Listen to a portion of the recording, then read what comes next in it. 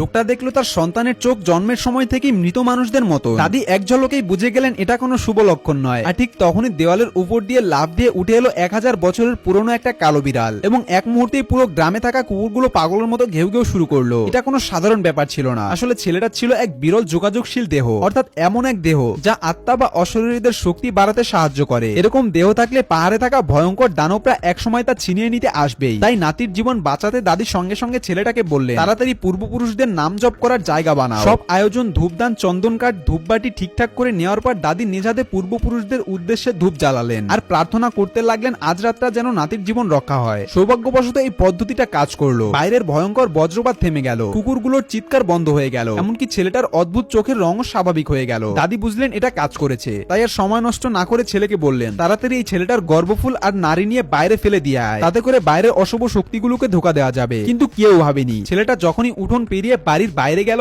দেওয়ালের বাইরে থাকা জানোয়ারগুলো রক্তের গন্ধ পেয়ে শুরু করলো হিংস্র গর্জন। ভয়ে কাঁপতে থাকা ছেলেটা আর দেরি করলো না, তার হাতে থাকা গর্ভফুল আর নারী এক ঝটকায় বাইরে ছুঁড়ে ফেলে দিল। অন্ধকারে যেন বোঝা গেল বাইরের জানোয়ারগুলোর মধ্যে ঝগড়া শুরু হয়ে গেছে। ছেলেটা যখন ঘরে ফিরে এলো তার পা পর্যন্ত কাঁপছিল। সে শুধু বলল, সব ফেলে দিয়ে এসেছি সব। দাদি সঙ্গে সঙ্গে চুপ করিয়ে দিল, এই চুপ কর, এই পদ্ধতি শুধু সেই ছোটখাটো জানোয়ারটাকে ধোকা দিতে পারবে। পরের গল্পের জন্য সাবস্ক্রাইব করে সাথেই থাকুন।